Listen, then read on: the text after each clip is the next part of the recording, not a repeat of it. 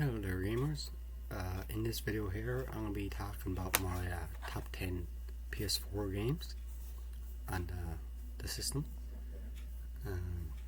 Some of these games also came out for Xbox One. At number 10 is Far Cry Primal. Basically this game is a prequel, and it's before all the other ones, and it's set in the year 10,000 BC. We're running with the dinosaurs. Basically, you hunt for food and you gather materials, make your clothing, and whatever. It's an action adventure game with some RPG elements in it. But yeah, that is it at number 10. Number 9 is the Dead Island Definitive Collection. That one there. And it comes with 2 complete games. Dead Island Definitive Edition. Dead Island Riptide Definitive Edition. So yeah, that's 2 games that comes with it. And it's made by Techland and published by Deep Silver. And that's back there. That's my number 9. My number 8 is... No, I didn't like the first one. I hated the first one. I couldn't stand the first one. It wasn't much doing it. It was pretty boring. And that is Watch Dogs 2. It takes place in San Francisco, and your job is to take down the corrupt government. You do a lot of hacking in it, and it's got a pretty good story with the game too. This is gonna be my favorite in the series. I know they got 3 Watch Dogs games out, but I'm gonna say this is gonna be my second. The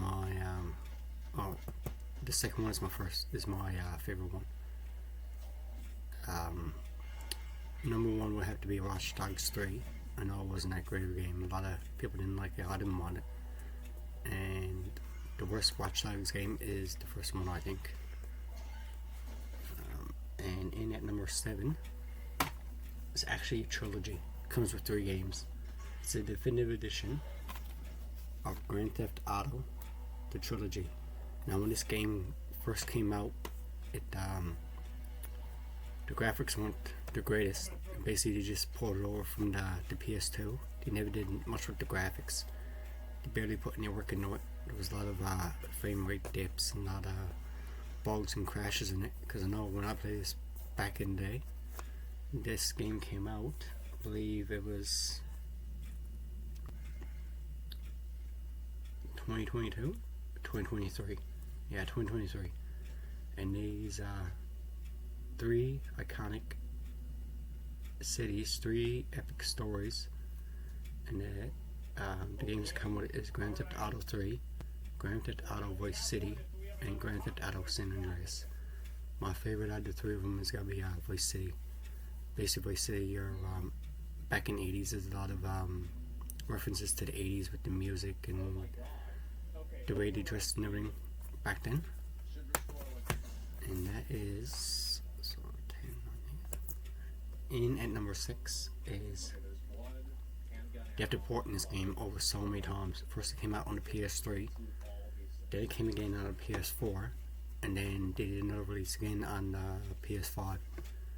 I don't think it came out on the Switch though. No, I don't think so. And I got the premium online edition.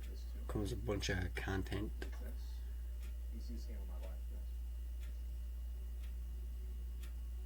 Includes Grand Theft Auto 5,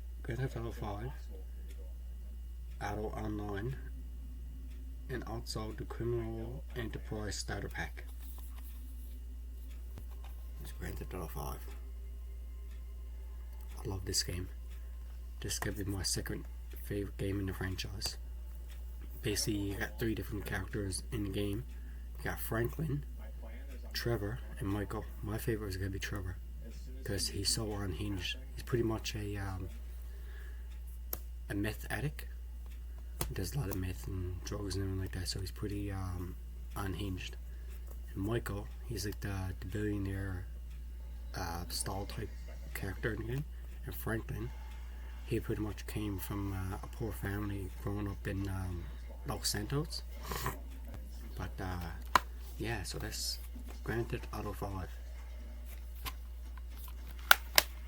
And at number 5, it's made by the same company who did the Rockstar games, who did the Grand Theft Auto games.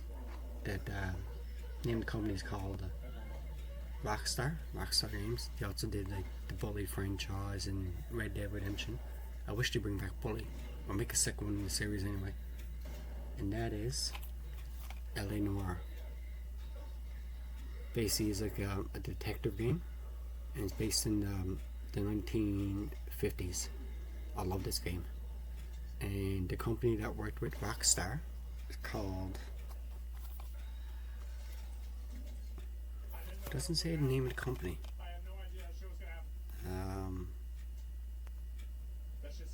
I know it begins with a B, but I can't remember the name of them for the life of me. But yeah, the company that developed this game, they went under. So we'll never get a LA Noire 2 unless another company ends up buying the rights to the LA Noire franchise and he brings out a second one. Love that game. I'm gonna have to play it through at least 6 or 7 times. It's a pretty cool detective game, and what I like about it, the faces are so detailed. So when you're sitting down interrogating the victims, and like the criminals and everything in the game, you can tell by their expression on their faces, which is pretty cool. And in at number, I believe that's number 5? Yeah, now let's count.